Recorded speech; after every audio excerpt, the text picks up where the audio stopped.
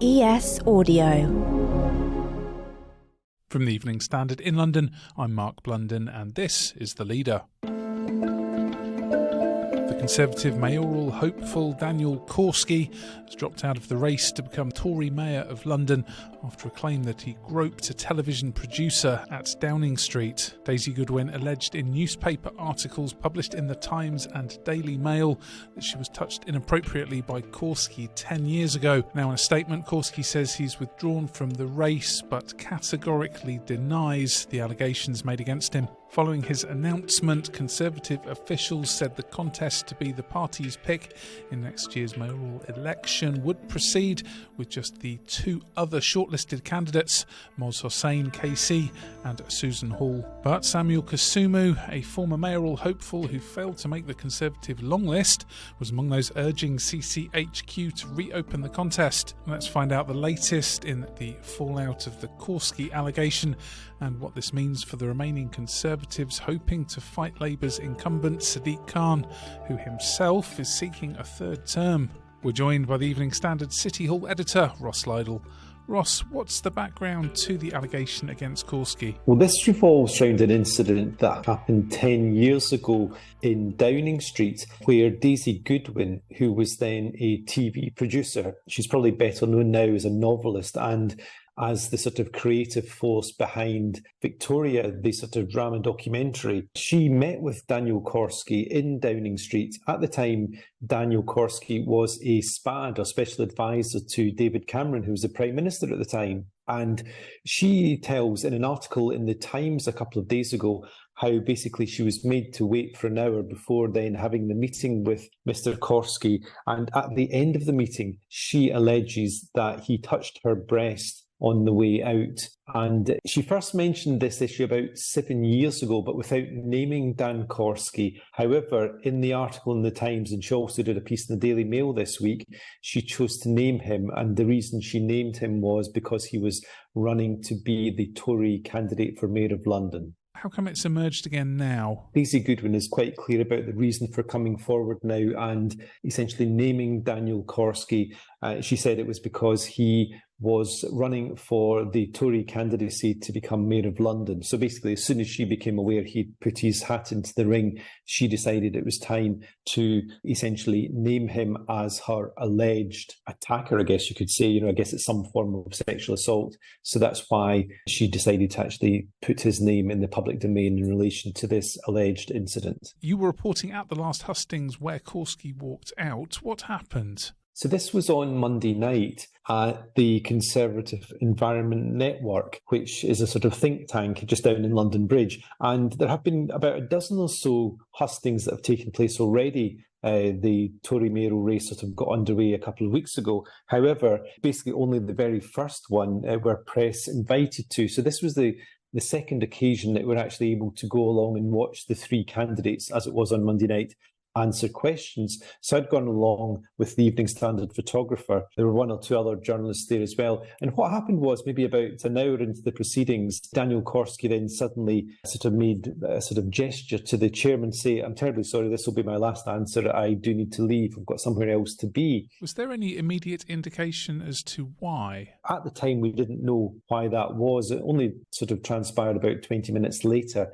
that the story from Daisy Goodwin had broken in the Times, and therefore he probably wanted to be well out of the way of sort of any public place and certainly any journalists. So the suggestion is that he was probably alerted by a member of his campaign staff in the audience, sort of made a rather fast or hasty exit. And luckily for me, we managed to catch this event on camera, but that was the last we saw of Daniel Korski that day. He did reappear at a hustings on Tuesday night to try and sort of put a brave face on the state of his campaign. But the way things tend to work in political circles is that once a bit of momentum gets behind a story, then there's only going to be one resolution, and indeed that happened. And on Wednesday afternoon, early evening, he decided to withdraw from the race. Let's go to the ads. Coming up, how Mayor Sadiq Khan's feeling about the last two remaining shortlisted Conservatives. Why not hit rate and follow in the meantime? Welcome back.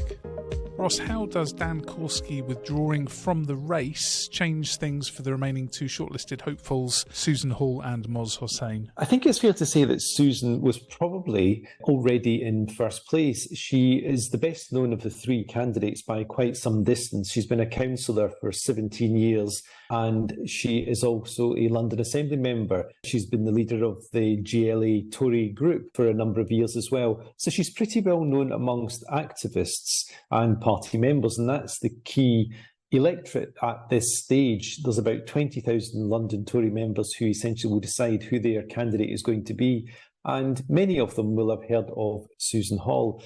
Far, far fewer will have heard of Hossain, certainly before he stood. He was a criminal barrister rather than a politician. He makes a virtue of not being a professional politician. But essentially, Susan believed, even while Dan Korski was still in the race, that she was the front runner. She said she'd got more grassroots support than anybody else. Dan Korski said he had a number of high-profile backers, many MPs, but many of those were actually for constituencies outside London, and therefore their vote wouldn't have counted anyway. So it certainly strengthens her case. How will Sadiq Khan be feeling about facing either Hall or Hossain at the ballot box? I think Sadiq Khan will be probably turning cartwheels at the thoughts of facing either Susan Hall or Hossain.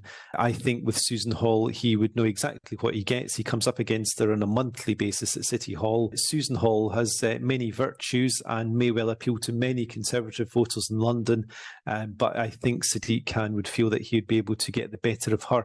Although, to be fair to Susan, her performances sort of on the stump and in the hustings have been far more impressive than she's normally able to do at City Hall, and that is probably because of the nature of City Hall. At City Hall, her duty on the London Assembly is to ask the Mayor questions, and Sadiq always has essentially the final say, the last word, so can sort of come back at her probably with more gusto than she's able to muster in her question. However, when given a freer speaking role, she's actually proved to be quite an impressive candidate, and that's probably part of the reason why she's the front runner. She's been doing really extremely well and far better than some would have predicted, with a sort of common sense, no nonsense approach. As for Hossain, I think there'd be every chance that Sadiq Khan would completely highlight his political inexperience and his lack of knowledge and understanding of how London is governed. On Mozzie's side, though, he, of course, is a criminal barrister. He's a King's Counsel. So he really likes the idea of being able to cross-examine Sadiq. How come this allegation against Dan Korski appeared to slip through the Tory vetting machine? Well, Dan Korski gave an interview to Talk TV a couple of nights ago when he was asked about this, and he revealed he had actually flagged this allegation up to the party. He said that, he was aware of it 7 years ago. He wasn't named, although there was a bit of sort of jigsaw identification that went on when his name was linked to the allegation. He denied it.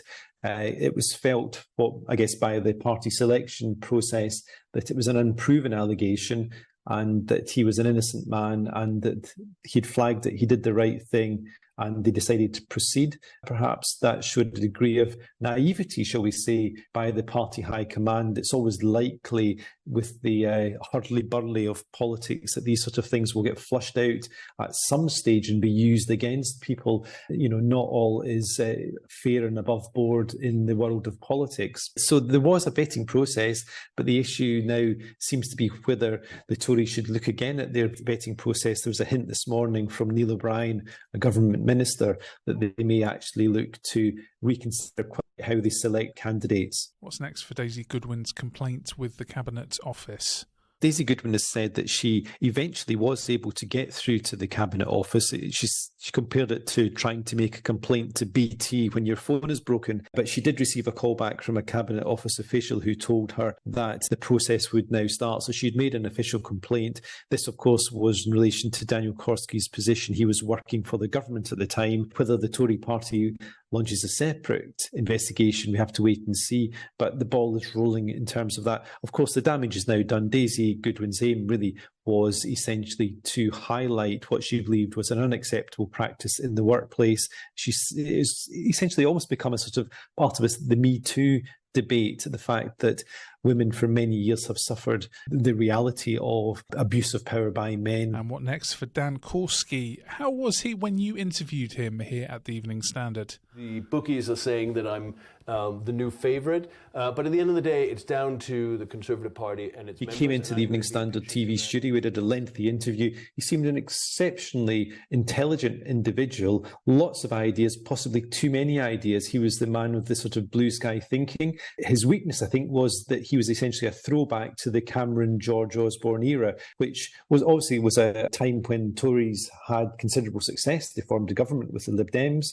However, it may not be to everybody's taste these days, but I don't think you could deny he's a very smart chap. He didn't know as much about the London political scene as Susan Hall, but he had the desire and a degree of charisma and energy to, I think, would have presented a very serious challenge to Sadiq Khan. On paper, at the start of it, he felt to me like possibly the strongest of the three candidates. Obviously, things have sort of turned out rather differently, and probably say now that Susan is leading the race now of the remaining two. But I think Dan Korski's departure weakens the strength of the Tory team. However, I think it was absolutely impossible for him to remain, and had he sought to continue, I think there would have been no chance whatsoever that party members would have chosen him as their candidate while this allegation hung over his head.